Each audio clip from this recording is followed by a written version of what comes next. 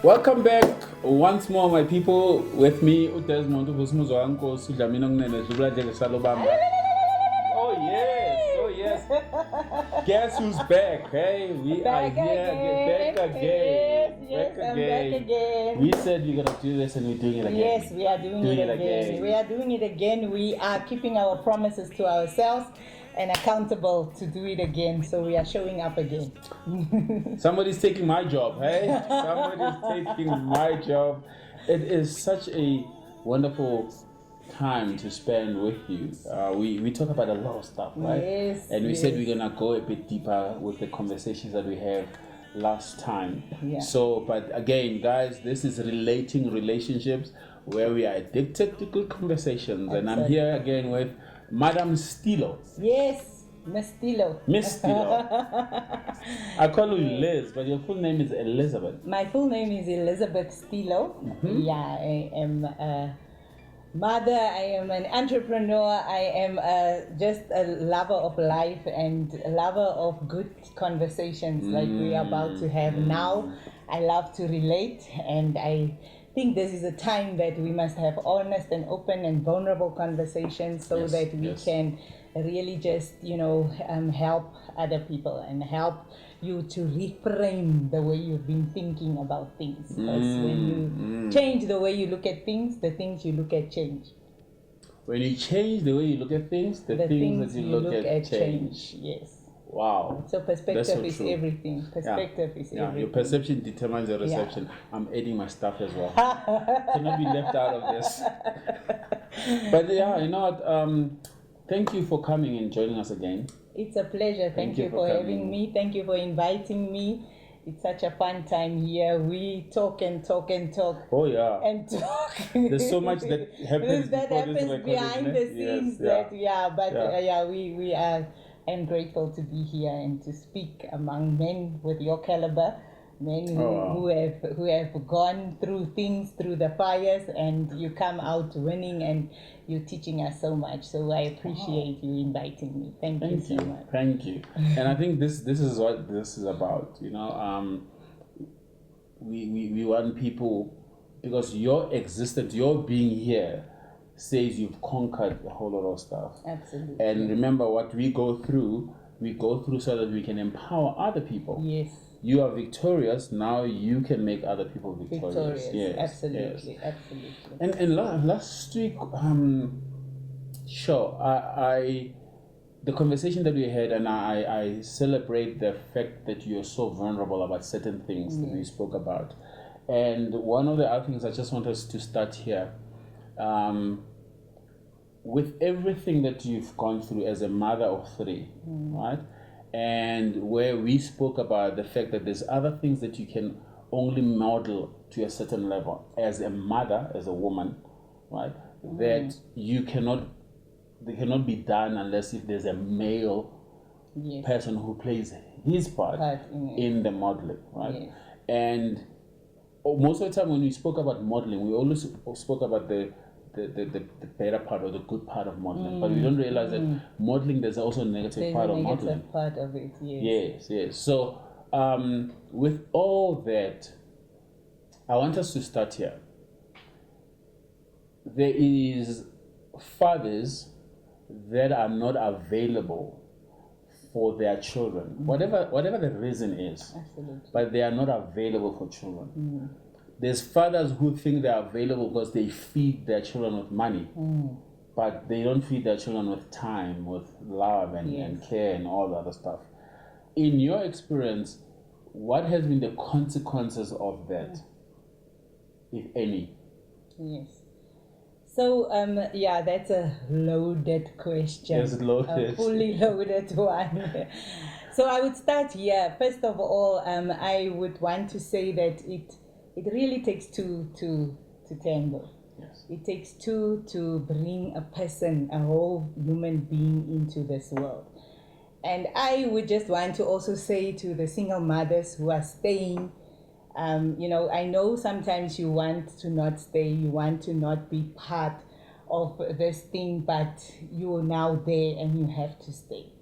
And thank you for staying. Thank you for staying. Thank you for sacrificing the things that you are sacrificing, to make sure that your children get a chance, even if it's not a big chance, but there is a chance that they get to, to explore life and explore the things that they are here to do. Nobody comes here by accident, but others choose to leave or to abandon, or like you're saying, they are not available. But for a mother, it's not always easy to say, okay, I'm not available. We go through a lot. There was times where I wasn't available for my children, but I couldn't not be there for them. There were times when my parents passed away, I wasn't available, but other people had to stand in and help to ensure that these children have a chance at life. And Sure. we thank, sometimes I think we always look to judge the single mother and to bash and say, yes, but yes. where are the single fathers? Where are the single fathers? And in the past, I remember I was a young girl. I think I was 7 or 8 years old. My cousin got pregnant. And the whole family, my father and his brothers and everyone, went to the guy that impregnated her. And they knocked at the door and they left my cousin there and said, this is your situation. Who is the father? This is the father. Do you know? And then they took responsibility of their child. It maybe wasn't the best of methods, but it was a method that could hold men accountable. It was a method that men now, I just feel like in the society of today, men have too much, they don't have consequences, they can't just leave and leave the woman and the children, abandoning the woman and the children. There's no shame, nothing. We don't even know whose children are these. Sure. But in the past, I remember that, people were they take a You were forced to be accountable for it. And I just want to, I just felt in my heart to start by saying to the women, the single mothers, that kudos to you. Thank you for staying. Thank you for staying, and thank you for sacrificing the way that you sacrifice. I moved to another city to come and as a sacrifice to give a life to my children. I came first and they had to stay behind, and there was that gap of 3 years or almost 3 years where I wasn't living with them. But now I'm reaping the rewards. So you will reap the rewards of your sacrifice ultimately. Last week you talked about the patience of nature. And that thing just stuck with me, and I've been thinking and meditating on it, knowing that things will work around for you, because every seed, it's seed time and harvest. Every seed that you plant, there is a harvest. You have to wait it out, and then the harvest will come. So yeah, that's not too detailed, but I just felt like I need to say to single mothers, it takes two to tango. You are not, you didn't create this. Yes, we can speak about the choices. Maybe you chose someone that that you didn't vet, or you didn't tick all the boxes, but still you were involved in that. It happened. Don't crucify yourself. Don't be so hard on yourself. Don't think your efforts go unnoticed.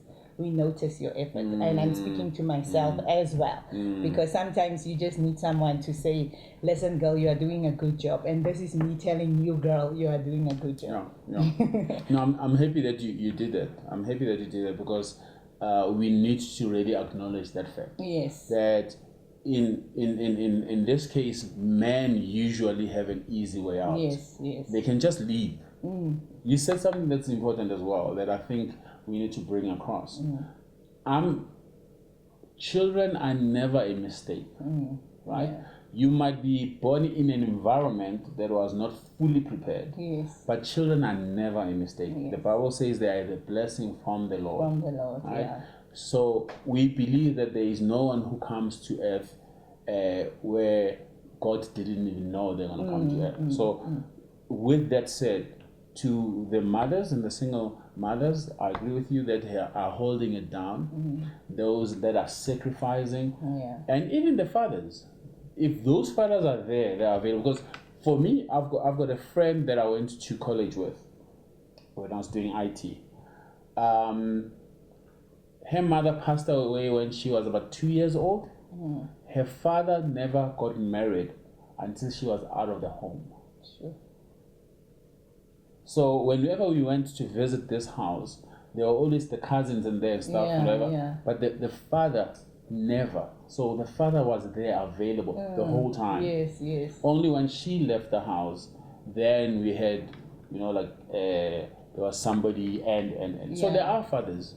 There are fathers that are there and sacrificing and saying, and to those that have done what they need to do, may the rewards be greater than the pain that you've gone through. Absolutely.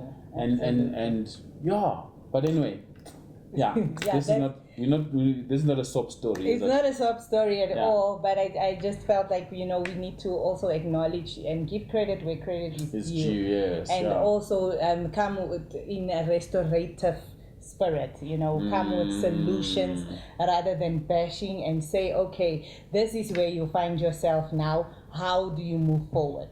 How do you create an environment that is balanced for your children? How do you create an environment for them to not say, I'm a broken person? How do we mitigate and minimize the effects of our choices and our decisions on our children? So healing is a priority.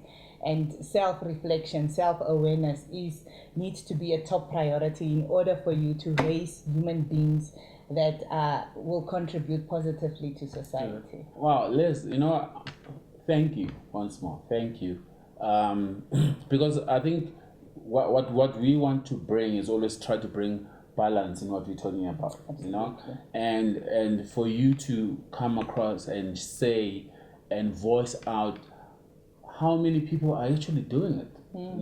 How many people are actually in their situation that they find themselves, in spite of decisions, because decisions we make them, but we need to move on. Absolutely. And like you're saying, every single mother who has done what they have done, and I believe most of you can give us so much of good results that you have come or brought forth with your children and stuff.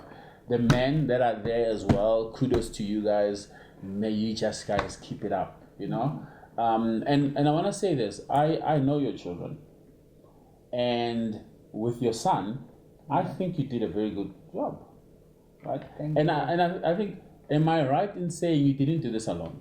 No, absolutely not. You didn't do it alone, right? No, I didn't do it alone. I didn't do it alone at all. So what happened with me, I was raised in a 2-parent home.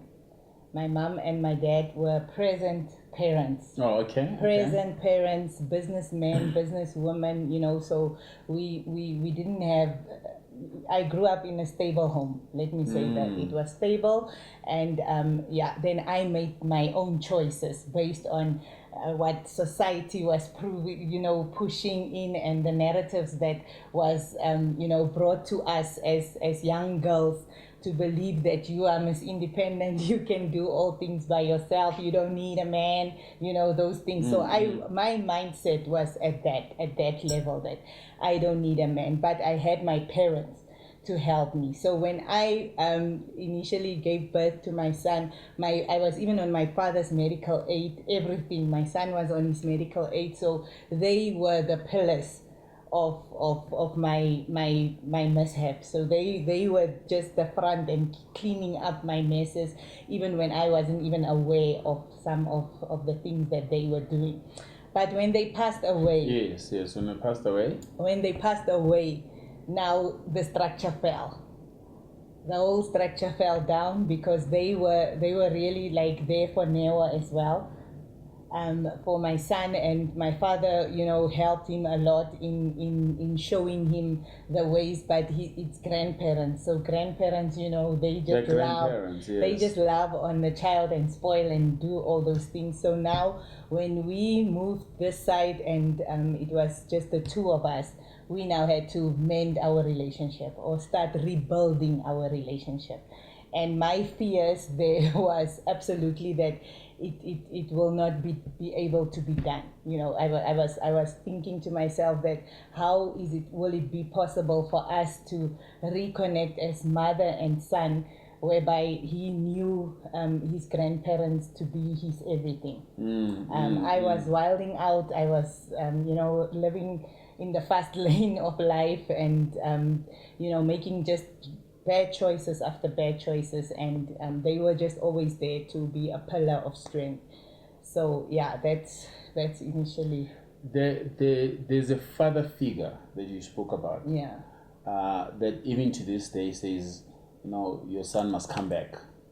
It's the man who helped him or trained him in fixing cars. Yes, there is. So he worked at a panel beating shop, Okay. and my one thing about my boy, his hands are not. He's not scared of working. So he that guy helped him, and he gave him a job, and they were working together in Bloemfontein. And on his birthday, now on the 8th of December, he called him and said, "I need you back. I need you back because you are just you inspire me, and when we work together, we work so well. We fix cars fast. You are so efficient, and you are so clever. I don't have to baby you. You just know how to keep the ball rolling." And that's a nice character. It was so lightning and nice for me to hear him speaking in that way about my boy. And the reason I'm asking this is because if you think you can do it alone, it's always going to be difficult. Absolutely. Right? So this man also played a part. Yes, yes. So there's a saying, it's an African saying that says it takes a whole village to raise a child. Right? And in the situations that we find ourselves in, we also need to be aware of the fact that there's people there that can play their part in helping you with whatever you're going through, or with bringing up your children. Bringing up the child. Yeah. And also, because we are so accustomed to look at the things that we don't have, that we neglect to see the things that we have. And it happens with people as well. Your grandmother is there, your mother is there, your sisters are there to help to raise these children, but you are only seeing the absent father. The only thing that you are focusing on is the absent father. Yes, they have an important role. It plays an important role on even behavioral. Children that misbehave, even in statistics everywhere, you see children that misbehave the most come from single home parents, single parent homes. So it is not a myth. It's something that you can long for, but don't let it cloud the people that are there. The people that are standing in when there are no school shoes, the ones that are standing in when homework needs to be done, when you have to work late. I have a cousin also help me with my girls, and my family, everyone. My parents taught us to be hands-on, and they love the children. The children don't lack love. There is enough love for all of them all the time, and these are the things that when you focus on them, that they grow. That you can stand and say, yes, the father abandoned, and it is important that you acknowledge that also, and your part in it. But look at the people that are there. Look at the people that when you decided to stay, that they stayed with you, and they are standing there holding you up. And like I'm saying, my parents played a pivotal role in the raising of my children, because they were the father figure. Both of them were the father, and I was the mother. But when they passed away, I could see that my children also lost something that was valuable to them. So don't wait up until your people pass away before you realize that that Sasa of the grandmother was the one that was keeping these kids alive, because the Sasa of a grandmother, one thing, the government might say what it is, but it never gets finished. It's always ready to assist. It's always ready to help, even if the amount seems so small. But a mother always knows how to make her money grow. I don't know. Yeah. I don't know if you have experienced that with grandmothers. They never. Well, unfortunately, I never got to know my grandparents. But I'm happy, and that's why I was asking this question. And I'm happy that you brought the fact that siblings were also, the cousins were also there. Because we need to acknowledge that. Yeah. Because Absolutely. if they were not there, Yeah. things could have been worse. Things could have been Could have worse. been very Yeah, worse. this is not a ship that you can steer alone. It needs the people that God has strategically placed on your path, that are family, that you didn't choose. He chose them for you. And there's a reason why He chooses He them chose them for you, so that in times like when you have to go out and work and go out and that they will remain there with the kids, and the children will be fine. Sure. Now you've moved provinces, right? What were your fears? You've got this young man at teenage age, right? That now you are staying with. What were your fears? Sure, that's another loaded question.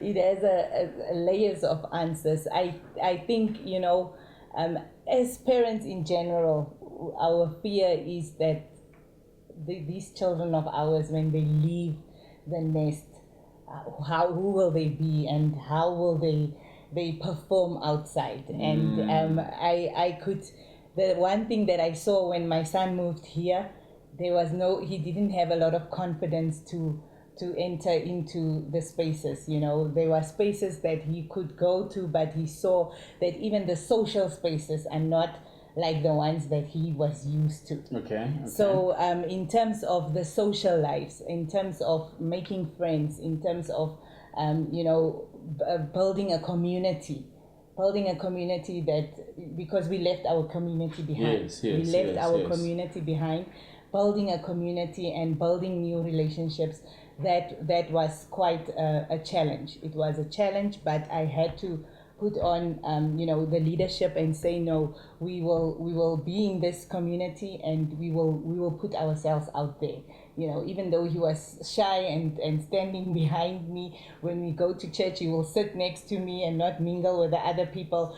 Those were the fears and the challenges that we had, but we overcame, and that's just the important part. Now the girls are also here. Yes, but before you go to the girls, I want us to, now you've told me about the challenges, but you have not told me about the fears. I still feel like you have not told me so your son is here with you in another province, right? And like you say, you worry about how your son is going to turn out when you leave the nest. Absolutely. What's the fear? Like, you get here, we're staying together now. What's your fears? Obviously, or not obviously, let me just say the one thing that like financial fears. We have financial fears. Yes. I still have financial fears. I think the way they are just part of the everyday situation, and the financial fears of raising children alone is just a whole story in its own. You not knowing where the next plate of food is gonna come from. You're not knowing anyone to say, guys, we are coming over, we are coming to eat, and not because you're in a new environment. Because we are in a new environment altogether. The environment that we were in, we were part of that environment. Our parents, they paved the way for that environment. We grew up in the environment. That is where Neo also grew up, in the environment, and so the financial fears are sometimes paralyzing. I think every single woman or single man can talk to that if you think having two salaries and you're struggling, think about having one that sometimes is also under attack, or sometimes you get people because people will be peopling out here, sabotaging your work. And because when I moved here, I had a stable offer, and then it fell under the mat. It fell off, and then I was unemployed for a period of time in a new province. And I was like, okay, now I have to go back home. And then just before I wanted to go back, something came up. So the financial fear, fear is a fear that will cripple you at times, especially when you are a woman who, like I was saying, that I came from a home that We never used to not have food. We never used to not have, the basic needs were always covered. Because somebody else had to cover them. Yes. Now you have now to be the one who makes sure yes. that you cover these things. And it's a daily thing. So it's a daily thing. Every single day, I have to, think of how am I going to provide food on the table? How am I going to make sure the electricity is running, the water is running, the rent is paid? Every single day it is on me, and it's all on me. It's all on me. There's no haphazardly and saying no. I expect someone to come in through the door with something. I am that someone. Sure. I think it you have to have faith. You have to have faith that the prayer says, "Give us this day our daily bread." And there was a time that the daily bread didn't come for 3 days. But luckily I was alone. The children were not here yet. And God said to me, if the bread has not come, it means it's not a day. Because to me, 1,000 years is a day, and a day can be 1,000 years. He had to teach me to rely on Him, to rely that my faith will bring the bread. And the promises is there that the bread will come. And ever since, we've never slept hungry. Sure. We've never slept hungry. Sure. We've never slept without the lights being on. Yes, it's stressful living this way, but it's depending on your Creator and saying, I surrender. We are all your children here. We are all here on your mission. Whatever the mission is, we will find the mission and juggle here, juggle things, turn things around. We'll find the mission, but this is your mission. And me having that faith helps me to carry on. Sure. It helps me to carry on. And another fear that I had in doing this alone, that gives you sleepless nights, is that, are you doing this right? Are you doing it right? Am I doing it right? And when the children are acting out, you turn it to you immediately. You immediately ask, what did I do wrong? Sure. Maybe if I was speaking more positively, because I come from a background where it was talking like, hey, and maybe gentle parenting, maybe not so gentle parenting, trying to balance these things that I know that a harsh tongue, and I also now am being taught that a gentle way of life, helps, to calm people down. And it's just the whole time you think of wow, like last week also we had an altercation, and I think of myself, what did I do wrong? What was I wrong in leaving them in bloom? Was I, you question yourself continuously, and there's no soundboard, there's no someone that you can say, did we make the decision together correctly, or because it's all on you. You decided. So if they are failing, you reflect and say, oh, maybe if I didn't do that, maybe if I didn't do this. So that is also a fear, a big fear that keeps you up at night. When my youngest, she has this illness. You ask yourself, what could I have done better? And you have to pray over those things. You have to really just give them back to the Creator and say, Father, this is my weakness, this is my fear. How do we resolve this? And you will just see things happening. You get calm in a way. Yeah. Sure. Liz, you give me a headache. You need a grandpa.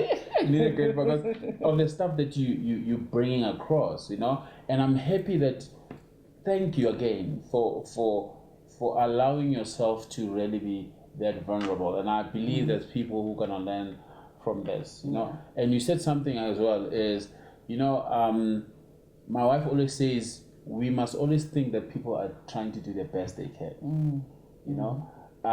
In your fears, you try to do the best you can. Yes.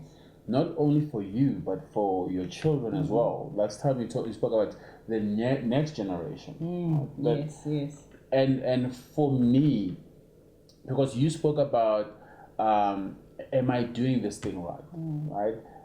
Do I have a sounding board to say, are we doing things right? Because if there's two of us, right, it makes it easier to deal with certain things. I had a show with my son, and he asked me a question, and he says, did you always know that you were doing the right thing in disciplining us? And it's like, no, we just keep on going and we do the best that we can. You know, and that's the best that we can. If you're doing the best that you can, then you are able to sleep at night when things really don't go as well as they need to go, right? And your journey. Now, we spoke about the fears of the journey that you're in. Tell me about the victories. So, there should be some victories. No, absolutely. If they weren't victories, I wouldn't have been sitting here. If they were not of the victories, I wouldn't have been sitting here. And the number one victory that changed my life, and the number one victory that I can say, I have the mindset that I have now. I see the things that the way I see them now is because of sobriety. It's because of me leaving the lifestyle of drinking, a lifestyle of just not being aware, a lifestyle that I was not conscious of. That is the one victory that all the other things are ripple effecting from.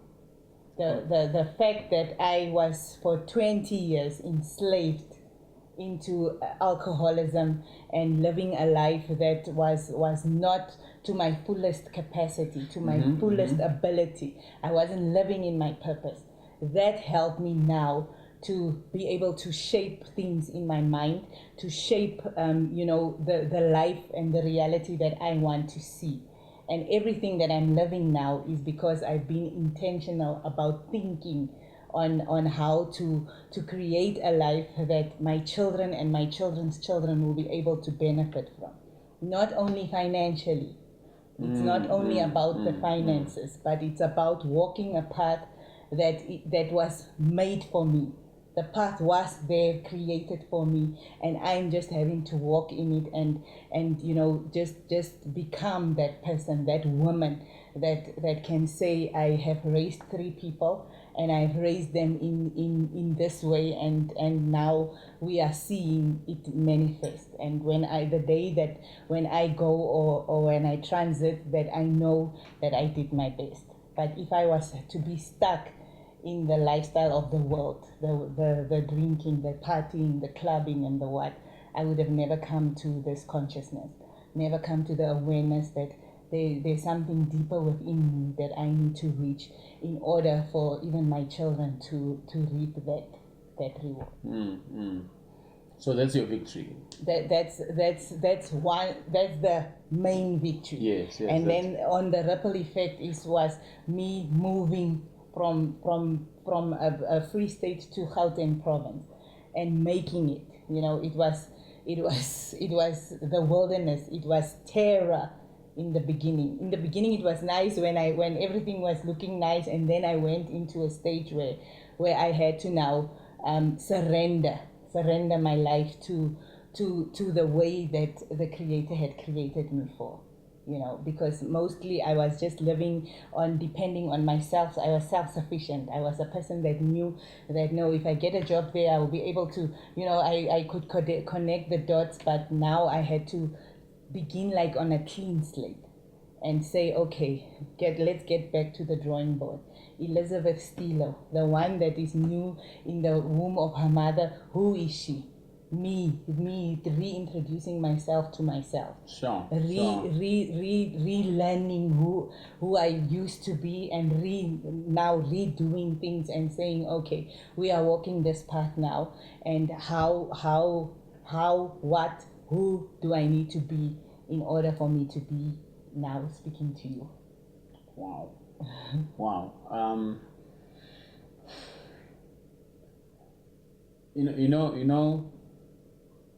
I always say this: nothing is lost.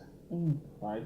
Yes. Nothing is lost. Yes. And I think I don't want to go there now. I think we'll have another conversation, because in your life where you were drinking and all the other stuff and whatever, maybe I must ask you this question: what were you trying to run away from, or what were you trying to fix? I don't know if that makes sense. It does. It does. It's like when you are not conscious of your being, of your existence, you follow what the crowd is doing. You follow what the crowd is doing. So my individuality was suppressed. My uniqueness was suppressed. My special gifts and talents were suppressed because I wanted to be what the world said I needed to be. And now looking back 20 years later, I see no, I'm not supposed to have studied even the things that I've studied, because they are not in line with who I am, with who I'm an spoken person. I studied accounting. It doesn't even make sense. I'm a person who needs, who feeds off energy. If you bring me your hello, I bring a burst of energy. Yes, this is who I am. I am a person who needs people. People energize me. Even if you come down and you are just not feeling well, I come with hi, how are you? And I try to, I am able to lift your mood from 0 at least to 5. No, I'm just laughing because I can just imagine you in accounting, like I was in accounting, and I worked office jobs I didn't like. The thing is, I'm very self-sufficient, so I can make things work, but it wasn't bringing me joy. It wasn't giving me, I wasn't living the full essence of me, and I couldn't bring it to the party. And then I would use alcohol to mimic this vibe, but it was also not a vibe because it was so shameful and so hurt and so broken because of the decisions that I had made. Because when you are broken, unfortunately, you attract broken. You attract who you are. So I attracted people that will mirror my brokenness, but I didn't realize it. But now that I'm healed, I know now that what I need and how I need to recharge. I know how to get myself again in alignment, and when I'm falling off, I know what to do. But in the past, it was just the drinking. Sure. What's your victory in raising your children? I would say now seeing how resilient they are. My children are very, very resilient. Sure. My children have gone through the most with me because I was their mother. You were their mother. I was their mother. Are you not their mother now? I am still there. But that other one, that one that had to be crucified, she was also their mother. Yes. And they had to learn what she, I speak to my middle child now, and I can see where the confusion came in. When she says no, I want a boyfriend, I don't want a husband. There are things that she speaks about, then I have to correct her and say no, we don't want boyfriends, we want husbands. No, but the husbands, they leave. No, not all men leave. There are some things that I need to constantly correct because she saw it being modeled by me. She saw me living with someone that I wasn't married to. So that is the children, really, they take the blueprint from us. They do. They don't learn outside of what they are seeing. They come here not knowing, a blank canvas. Children don't even know that they are naughty. They don't know. They don't know. They don't know. They don't even know their gender. They don't. No. Children don't know. I was surprised to see how much children don't know when a 15-year-old said to me, no, I don't want to get married. I just want to have children. And I'm like, girl, that's not the thing. And I had to say, no. She said, no, but my father left. And I said, no, remember, Opa was there. Opa was my father. And he was married to your grandmother. And they lived together, they even died together. That is marriage. That is the thing that we are looking for. That is the thing we are running after. We are no longer, so I have to constantly correct them. And I'm happy now that I get to do it. That I get to correct the false narratives that they saw me model. The false things that they saw me model. I get to say no, and I get to even prove it to them. I take out the scripture and say, you see this was the plan of God for our lives. Sure. Yeah. So now I have a plan. I am very confident in the plan and teaching them the plan and modeling the plan even. I will not make the same mistakes again by getting into funny things with funny people, but because I know these people are looking up to me. Sure. What would you say? What's the question I want to ask? Because I've met your son.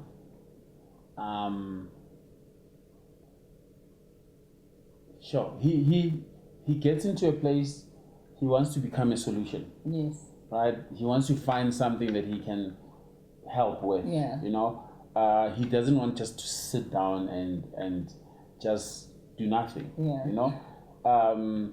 And I think for me that's part of what I from the outside would see as a victory. Yes.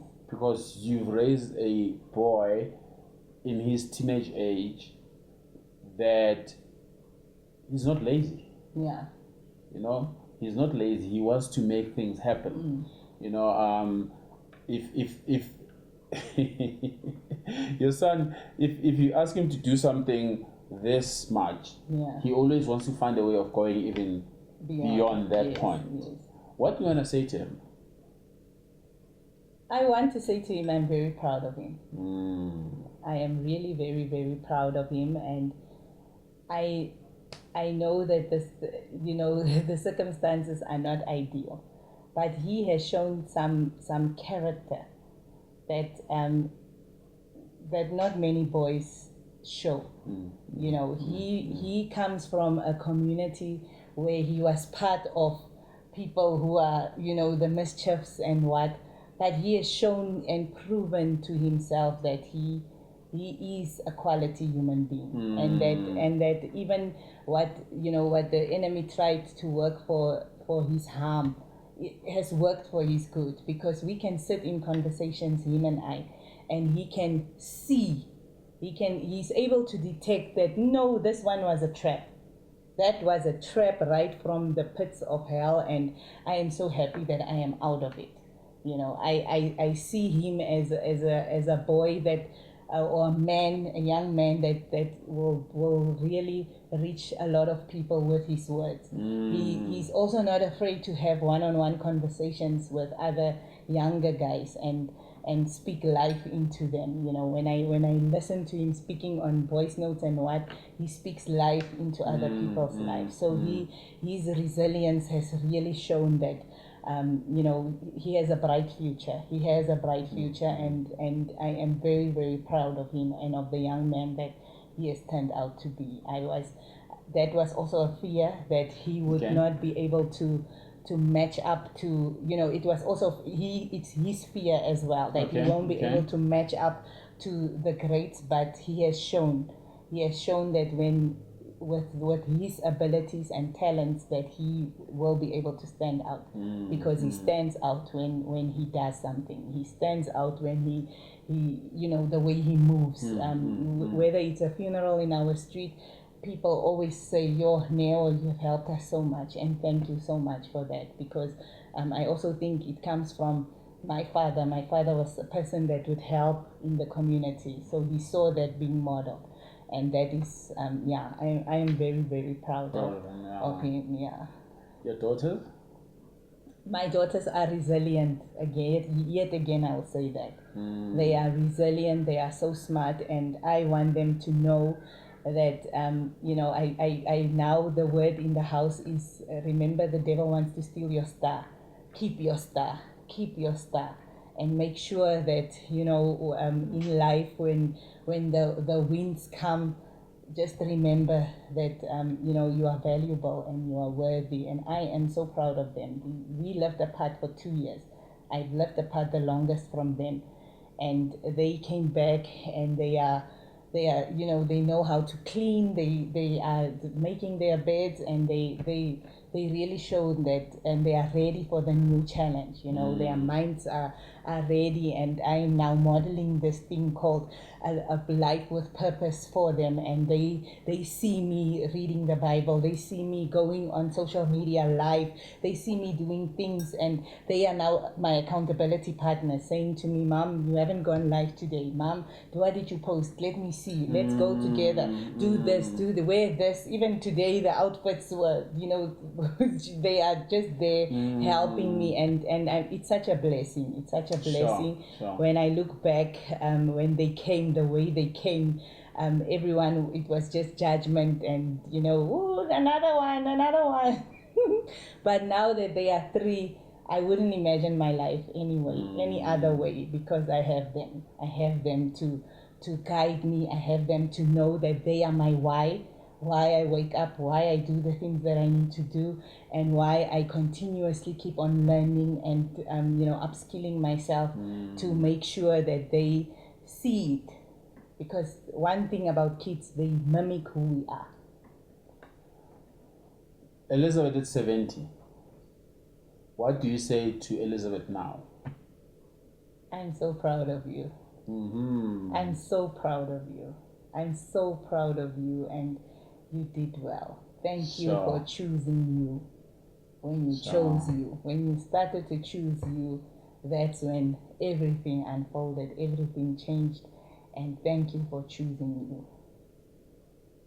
Sure. Last one. Liz now. What do you say to Liz, who is in her early 20s?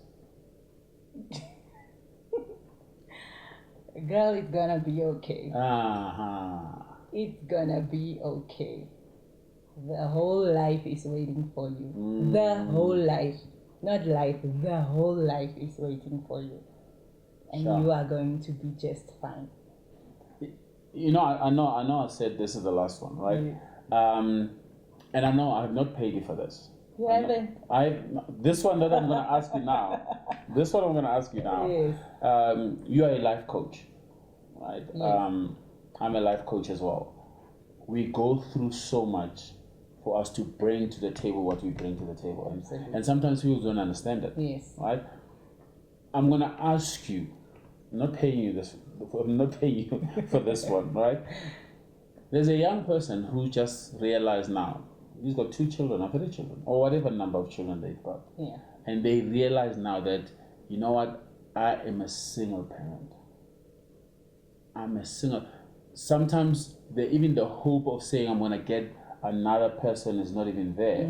Because who would come and take me with,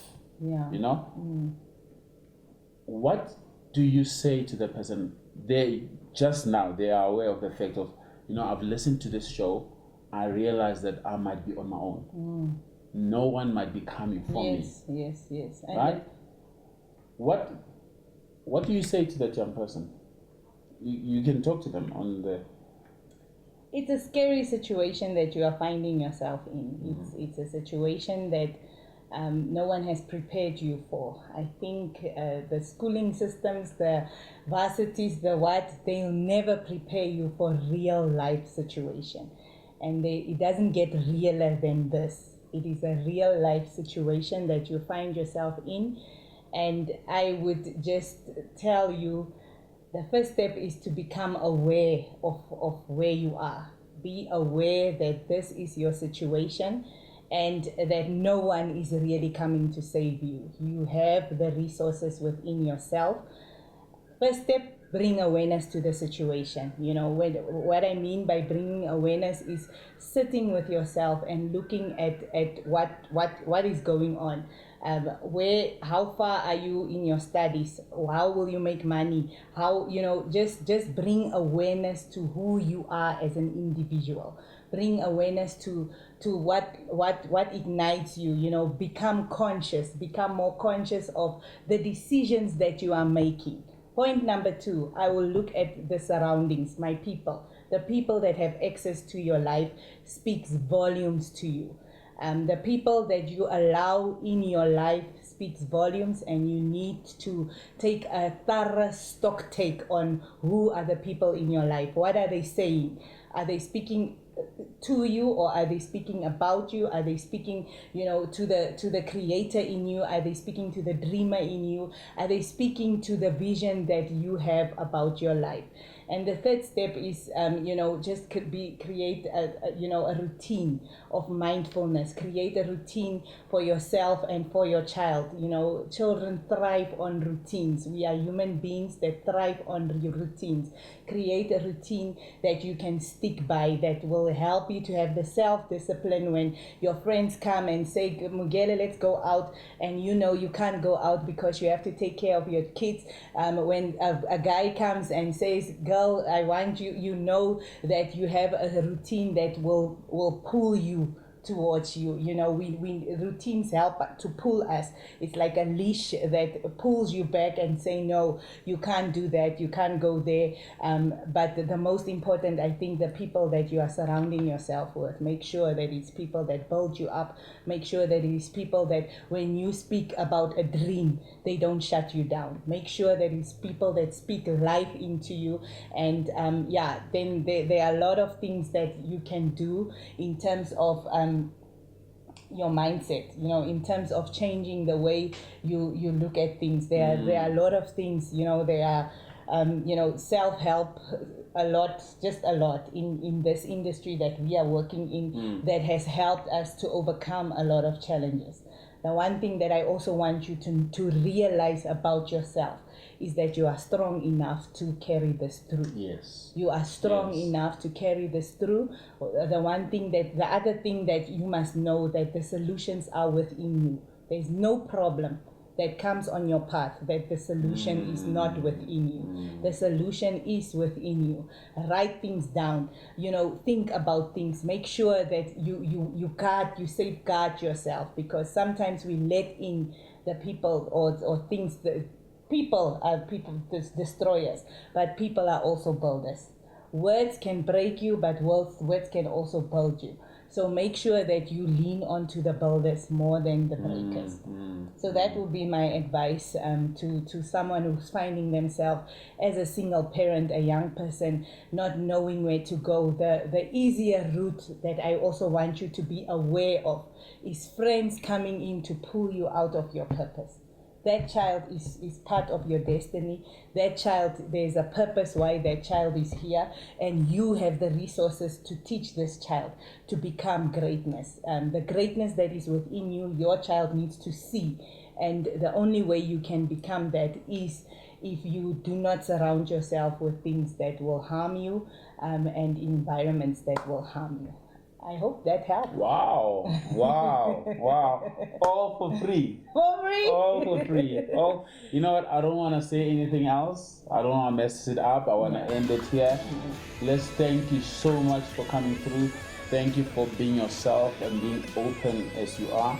Thank you for the character, the vibe, and the energy that you bring in. If people know how much of other conversations we've had after this that are building, but thank you so much. Thank you so much, guys. Thank you again.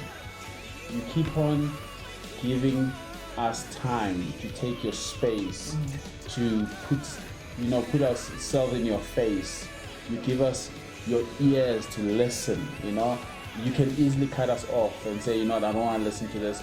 But for you to keep on coming back, we appreciate that. We thank you for that. And I hope that what we are doing is helpful to you, because that's our desire. These are conversations I keep on having with people that I'm like, can I have them with these people in front of you? Can you also have these conversations with your family and friends? Can you have them with us? Can you please comment, subscribe, share what you love? And just want to say thank you so much. This is Desmond. Yes, it is, and this is Relating Relationships, and we are addicted to good conversations. Thank you so much. See you in the future.